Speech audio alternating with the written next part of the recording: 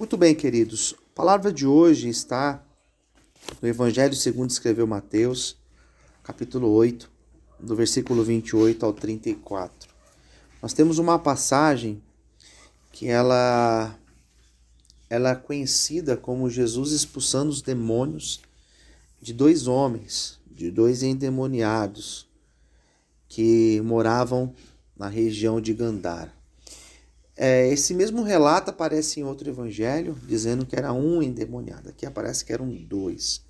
Mas essas diferenças elas não devem ser consideradas como contradição. Às vezes, a fonte que o autor teve para relatar esse milagre, esse fato, foram fontes diferentes. Então, às vezes acontece um detalhe como esse, mas isso também não importa.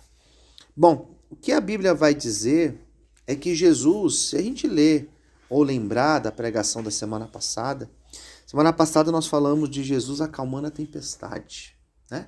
Ele indo de uma região, de um lado para o outro lado do lago, do Mar da Galileia, ou Lago de Genezaré, o mesmo lugar.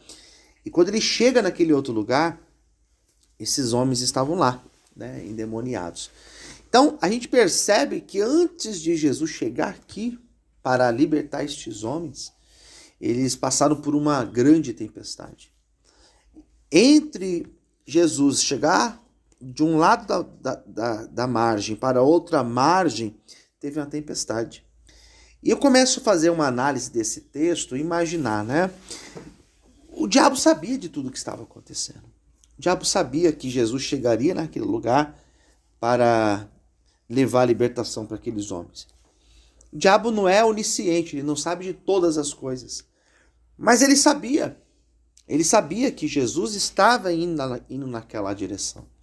Ele sabia. E eu imagino que quando Jesus coloca os pés naquele lugar, quando ele chega naquela província, percebe que o texto vai falar que os endemoniados, aqueles homens que já eram tomados pelos demônios, eles ficaram agitados. Eles ficaram, não sei se vocês já viram alguém endemoniado, mas é um processo bem complicado. A pessoa ela fica fora, né? Ela fica agitada, ela fica, em muitos casos, a pessoa fica até agressiva, né? Então, quando Jesus coloca os pés ali, aqueles homens ficaram terrivelmente possessos. E eram homens que eles eram conhecidos naquele lugar como homens possessos por demônios, os endemoniados. Outros relatos vão dizer que aqueles homens, eles moravam na verdade, aqui no versículo 28 vai dizer que eles moravam nos sepulcros. O que significa isso? Eles moravam no cemitério. Eles não moravam na casa deles, não moravam com a família deles. Eles moravam dentro do cemitério. O cemitério não é um lugar onde alguém deve morar, né? O cemitério não é um lugar onde a pessoa deve habitar. Não é lugar de vivo. É onde leva os mortos. E aqueles homens, eles viviam como mortos naquele lugar. Era um lugar terrível, era um lugar onde as pessoas passavam de longe, elas passavam no outro lado, né? Para vocês terem noção, hoje em dia a gente tem cemitérios em vários lugares de São Paulo, né? Vários bairros têm cemitérios. Nesta época o cemitério ficava fora da cidade. Tem a entrada da cidade, o cemitério ficava do lado de fora. Porque eles queriam colocar os mortos lá de fora, né? Esses homens moravam lá de fora da cidade. E Jesus chegou. E Jesus foi em direção deles. Jesus, ele não foi em direção dos ricos, dos nobres, dos lugares mais visitados da cidade.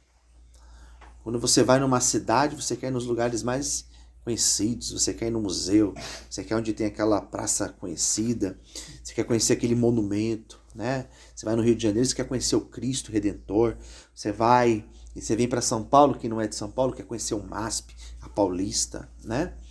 Jesus foi lá no cemitério, porque Jesus queria libertar aqueles homens. Jesus veio para libertar, né? Jesus veio para libertar. Aqui nesse caso, aqueles homens eles eram possessos por demônios. As pessoas tinham medo, as pessoas se afastavam deles, né? As pessoas elas não queriam conviver com ele.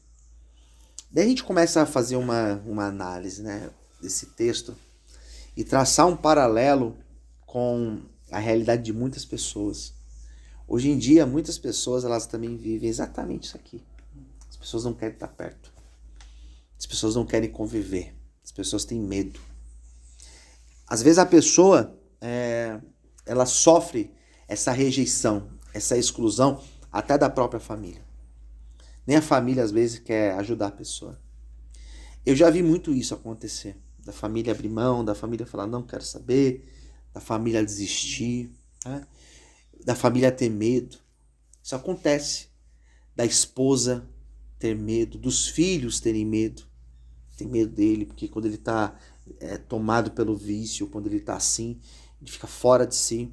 Então as pessoas têm medo. As pessoas se afastam. E era exatamente o que acontecia com esse homem, com esses dois homens aqui do texto. As pessoas tinham medo, afastavam. Atravessavam a rua. Por quê? Porque eram homens que estavam atormentados pelos demônios. E Jesus chegou. O que eu quero deixar claro aqui para vocês, e que fique muito claro para cada um de nós, é que Jesus foi na direção deles. Pronto, é isso. Ninguém ia na direção deles. Ninguém estava preocupado com eles. Na verdade, as pessoas tinham medo deles. Só que Jesus foi na direção deles. É isso. A intenção do autor é mostrar que Jesus vai na direção daquele que ninguém quer. Jesus vai ajudar aquele que ninguém quer ajudar.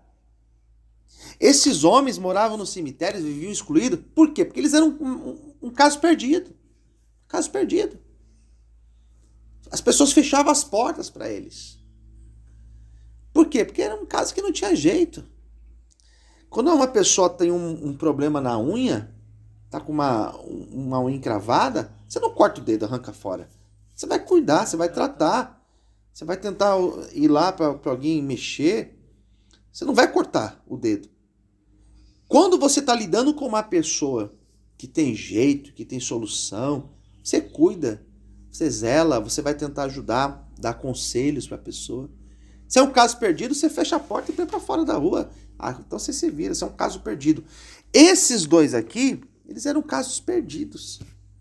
E Jesus foi lá. Porque para Jesus não tem caso perdido. Para Jesus não tem uma pessoa que ele não possa ajudar, transformar a vida dela. Então Jesus foi em direção deles, e os demônios que estavam lá naqueles dois homens, eles disseram, Jesus, filho de Davi, por que vieste nos atormentar antes do tempo? Porque os demônios têm consciência que eles serão condenados no final. E eles disseram, o Senhor já veio nos condenar? O Senhor veio antes do tempo? E o que Jesus respondeu? Ou melhor, o que eles disseram? Mande que nós entramos naqueles porcos. Passava uma manada de porcos. Mande que a gente entra naqueles porcos. Eram mais de 1000 porcos. Imagine só. Fala pra gente sair desses homens e a gente ir para lá. E Jesus falou o quê? Ide. E saindo eles, olha o que diz aqui, versículo 32. Eles entraram na manada dos porcos. E aqueles porcos se precipitaram no mar por um despenhadeiro. E todos aquelas milhares de porcos morreram afogados. Tem um outro texto que ele é até mais claro para falar dessa passagem, né? Aqui diz que a multidão daquela cidade pediu para que Jesus fosse embora por causa do prejuízo que aqueles porcos, né? A morte daqueles porcos. O que eu acho interessante nesse texto é que as pessoas estavam mais preocupadas com os porcos do que com aqueles dois homens, né? Que foram libertos. Esse texto mostra também esse tipo de contradição. Às vezes a pessoa está mais preocupada com o material do que com a vida de uma pessoa. Eles falaram para Jesus ir embora porque eles viram que Jesus levou um prejuízo para eles. Eles estavam mais preocupados com os porcos do que com as pessoas, aqueles dois homens que estavam libertos.